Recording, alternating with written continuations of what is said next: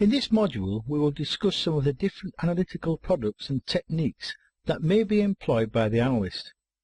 What follows is not an exhaustive or complete catalogue, but examination of some of the more common types of analysis that the analyst could be reasonably expected to be familiar with. The word analysis is derived from the Greek, a breaking up. It is the process of breaking a complex topic into its smaller constituent parts to gain a better understanding of it. It requires the analyst to read between the lines, make inferences and find evidence to support generalizations. Basically, when a question or matter is analyzed, questions are asked and the answers obtained that address how and why something happened, what happened, when it happened, where it happened, and or who was involved. According to Herman Goldstein, the author of Problem-Oriented Policing 1990, analysis is an in-depth probe into all the characteristics of a problem and factors contributing to the problem. Analysis requires the acquisition of detailed information about offenders, victims, and others who may be involved in the problem, the time of occurrence, locations, details about the physical environment, the motivations, gains and losses of all involved parties, and the results of current responses. The two descriptions are fully consistent with one another. Who is addressed by information about victims and offenders, where by locations and the physical environment, when by time and date information, and so forth. Analysis is the exploration of all the available data by constructing and deconstructing it in a variety of ways so that understanding and meaning can be extracted. The U.S. Department of Justice Office of Community-Oriented Policing Services, COPS, publication, Using Analysis for Problem Solving, a Guide for Law Enforcement, written by Timothy Byram, identifies several considerations for planning and conducting problem analysis. The considerations, however, are not restricted to this particular topic, having relevance for all types of crime-related analysis. Those considerations are: analysis based on common sense. It is a common misconception that analysis requires complex and even mystical processes. Whilst it is true that analysis requires a knowledge of research methods, data description techniques, logic concepts, and a host of other things, good analysis draws heavily upon experience, the ability to understand a problem and the wider influences that impact upon it, and importantly, the ability to think creatively, but above all else, the key to analysis is common sense. There is no one way to do analysis. Analysis produces intelligence. Done appropriately, it will generate valuable knowledge about the problem under examination. However, there are often many ways to proceed, and depending upon choices made by the individual analyst, the intelligence product may differ. Analysts are a little like economists, and as the old joke says, if you ask 5 economists what they think, you will get 5 different answers. The same could be said of true analysts. Analysis requires creativity and innovation. One of the most important skills an analyst can develop is creativity, the ability and willingness to think outside the box. It is important that the analysts identify and exploit diverse information sources, consider and apply a broad range of techniques to describe the information and data thus obtained, examine issues from multiple perspectives, develop alternative explanations and, where appropriate, innovative solutions to identified problems. Analysis does not need to be complex. Creativity does not imply complexity. A guiding maxim is keep it simple. Bringing in other specialists to aid analysis can be advantageous in certain circumstances, but it may produce analysis that is more sophisticated than is necessary. In most cases, simple techniques are sufficient for adequate analysis. Of course, there is a role for the more sophisticated analysis, but in most cases it's best to keep it simple. Individual problems require individual analysis. Every problem warrants its own analysis. Whilst problems may superficially appear similar or even identical, inevitably they will have their own unique characteristics and idiosyncrasies. As a consequence, each problem should be analysed anew, but drawing upon work done elsewhere is appropriate. Pitfalls of analysis. Unsurprisingly, pitfalls or errors can occur in analysis, and may do so for a variety of reasons, including the following: not defining the problem or issue correctly. This can occur at the level of tasking, when a supervisor instructs the analyst but fails to define the task adequately, or the analyst themselves fails to define the parameters of the problem under investigation. Jumping to a solution before analysing the problem. This can result from preconceived ideas of what the problems or issues are, and similarly, in respect of a solution to the problem or issues, not involving people who know most about the problem. Simply put, a failure to access the best sources of information, specialists or experts in the relevant field. Not having an open mind. A failure or lack of willingness to consider and adopt new ideas. In other words, a closed mind, which incidentally would be a worrying trait in an analyst. Using the wrong criteria.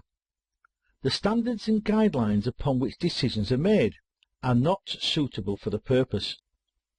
Mirror imaging. Information is perceived and processed through the filter of personal experience, undermining objectivity and hindering efforts to make accurate judgments about incomplete information. It is important, if analysis is to be done effectively, that the analyst overcomes the obstacles that we have discussed.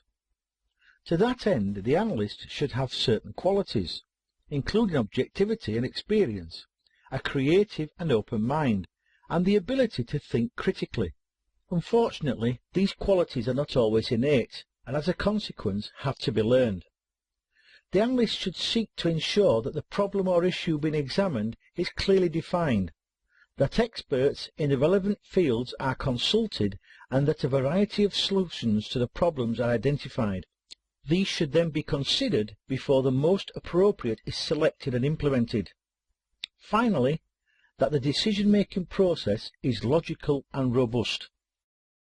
As we saw in a previous module, crime analysis is the analysis of police records to identify changes in criminal activities. It is a law enforcement function that involves systematic analysis for identifying and analysing patterns and trends in crime and disorder. Crime analysis can occur at various levels, including tactical, administrative and strategic, and draws from a variety of analytical techniques. Intelligence analysis is the process of taking known information about situations and entities of strategic, operational or tactical importance and inferring relationships, activities and future actions. It is concerned with the relationships between people and other entities, for example organisations, locations, vehicles, telephones and so forth. Similar to crime analysis, it can draw upon a variety of analytical techniques. Crime and intelligence analysis are closely related and interlaced in many respects.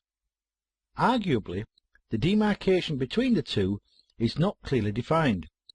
Simply put, intelligence analysis examines intelligence about criminals, whereas crime analysis examines data about crimes. But it should not be forgotten that one often informs or supports the other. The two terms are also generic encompassing terms for the other analytical products, some of which we will now examine. The UK National Intelligence Model, commonly referred to as the NIM, is an intelligence-led business model for UK law enforcement that strives to ensure that information is gathered and managed in order to make the most effective decisions. Essentially, the model professionalises the intelligence discipline by facilitating the identification of priorities and allocation of resources. Crime and criminal intelligence analysis in the United Kingdom is governed by the National Intelligence Model. Analysts support policing through the provision of 4 key intelligence products, these being the strategic assessment, the tactical assessment, the problem profile and the subject profile. These draw upon 9 analytical techniques in various and flexible combinations. The 4 key intelligence products and the 9 analytical techniques will briefly be examined next. The strategic assessment is the product of strategic analysis, which examines the top-level issues that impact or may impact in the long term upon a law enforcement agency, department, precinct, division, or even a special operation. Strategic analysis assists in anticipating what might happen, evaluating how likely it is to happen, and preparing for it to happen. It seeks to address 2 basic questions. How might what's happening affect the agency, and what would be the agency's response to likely changes? Strategic analysis leads to clearer, more relevant goals, better quality decisions as they are informed decisions, and a more secure future as the agency will be better prepared for what will happen. The strategic assessment drives the business of the law enforcement agency in addition to providing an overview as described. It also makes recommendations for prevention, intelligence and enforcement priorities for the crime and disorder problems identified within it. Managers use the assessment to set a control strategy, identifying the priorities for the agency and an intelligence requirement identifying information requirements in support of the control strategy. Strategic analysis is based on research and analysis of a wide range of information sources, which should not be restricted to police information on criminal activity and criminals. It should also include information and data from a range of sources, including information on public perception and public satisfaction, health, welfare and education data, and the effect of crime and disorder on the lives of residents. Strategic analysis should, as far as is practicable, examine a broad range of influences upon crime and disorder, as it is a broad understanding that facilitates effective solutions and responses. Strategic analysis can also be undertaken in relationship to a specific issue or problem. For example, a strategic analysis of the impact on criminality of mobile telephones 20 years ago may have revealed a plethora of issues that could have been addressed long before they got out of hand, such as the explosion of street robberies. Similarly, a strategic analysis on the impact on criminality and policing as a consequence of building a new shopping complex may reveal different issues at different times. During the construction, thefts of plant and traffic congestion; after construction, theft from stores and high traffic accident rates. Strategic analysis is a tool that can be used to inform decision-making and facilitate the efficient allocation and disposition of limited resources. The tactical assessment identifies the shorter-term issues that impact upon a law enforcement agency or, as with the strategic assessment, other structures within an agency, in accordance with the control strategy. It defines problems and targets and suggests recommendations for a tactical resolution. Like the strategic assessment, the tactical assessment should be informed by information from a wide range of sources, in particular records held on police databases, although not exclusively so. It is a review of recent performance and actions set at previous management and resource holder meetings. It also identifies emerging patterns and trends. The tactical assessment recommends subjects that should be targeted, geographical locations regarded as a priority location, and series of crime and disorder that are emerging or which need greater examination. Subject and problem profiles with which to inform and support further operational activity may be commissioned out of the tactical assessment. Within the assessment, there is a facility to address high-risk issues which fall outside of the control strategy or intelligence requirement. For example, intelligence about a high-risk offender. When commissioned, the purpose of a problem profile is to obtain a greater understanding of an established and emerging crime or incident series, priority locations, and other identified high-risk issues. A problem profile should also recommend solutions in keeping with the priorities identified in the control strategy. Operational managers use problem profiles to assist them in making informed decisions about resource deployment to resolve problems, as well as suggestions in respect of the strategy to apply. The problem profile should contain sufficient detail to initiate or support an operation, but only include information that is directly relevant to it. And problem profiles can be commissioned at either the strategic or the tactical level.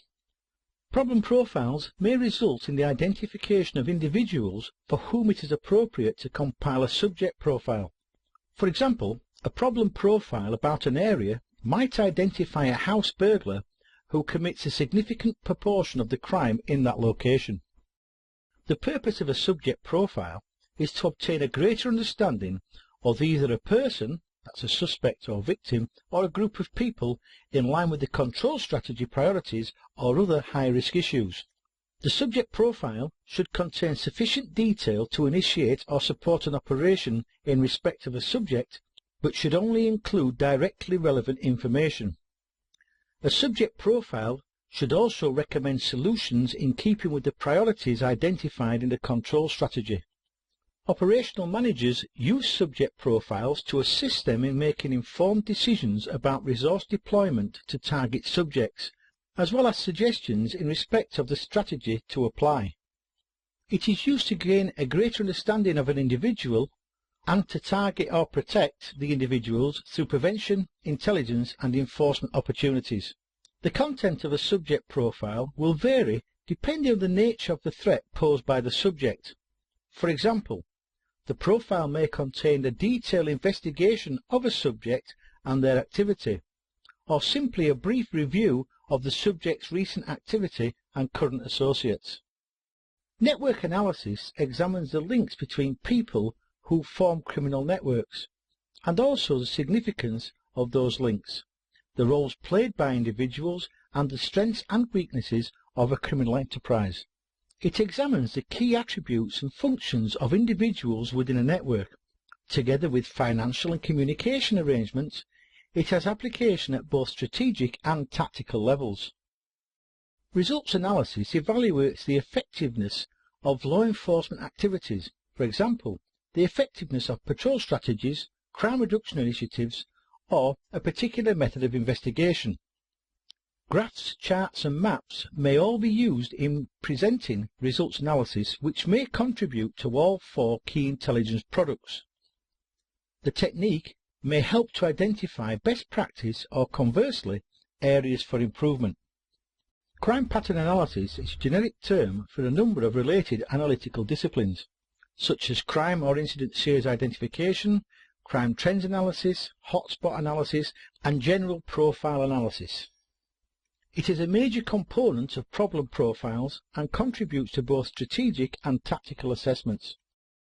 A market profile is an assessment, a living document which surveys the criminal market in a particular area around a specific commodity, such as drugs or stolen property.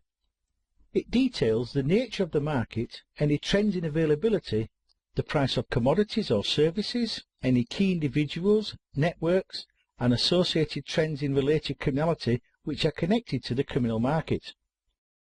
Demographic social trend analysis examines the nature of demographic changes and their impacts upon criminality, as well as a broader analysis of social factors such as unemployment and homelessness, which might underlie changes or trend in offenders or offending behaviour.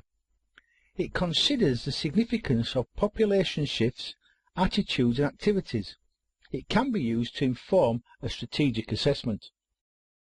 Criminal business profiles detail how criminal enterprises or techniques work, in the same way that legitimate businesses may be explained. A profile examines all aspects of the criminal's method of operating, including how victims are selected, any technical processes, methods of laundering proceeds, and weaknesses in systems or procedures that the criminal enterprise exploits. It will also include identification of weaknesses in the criminal enterprise. Risk analysis examines the scale of risks posed by individual offenders or organisations to potential victims, the public at large, and also to law enforcement personnel and organisations. It helps inform prioritisation in dealing with individual criminals or criminal organisations, and will have an impact at both strategic and tactical levels. Target profile analysis includes a range of analytical techniques which aim to describe the criminal, their criminal activity, lifestyle, associations, the risk they pose, and their strengths and weaknesses. The profile should also provide details about techniques that have and have not worked against the target in the past. The purpose of the profile is to give focus to any investigation that may result. The purpose of an operational intelligence assessment is to evaluate incoming intelligence to maintain the focus of an operation on previously agreed objectives, particularly in the case of a sizable intelligence collection plan or other large-scale operation. The assessment tries to provide real-time evaluation of and research into all incoming data connected with an operation, together with analysis of other events and discoveries connected with the targets. As we have seen, the 4 key intelligence products described in the UK National Intelligence Model, that is, the strategic assessment, the tactical assessment, the problem profile, and the subject profile, draw upon 9 analytical products as warranted. In turn, a whole array of analytical techniques can be exploited to contribute to analytical products. The analytical techniques that may be employed include telephone billing analysis, comparative case analysis, commodity flow analysis, statistical analysis, frequency analysis, activity charting, link charting, and sequence of event charting, to mention but a selection. The analytical techniques and tools that may be employed by the analyst are only limited by the analyst's imagination, and of course any limitations applied by the organisation.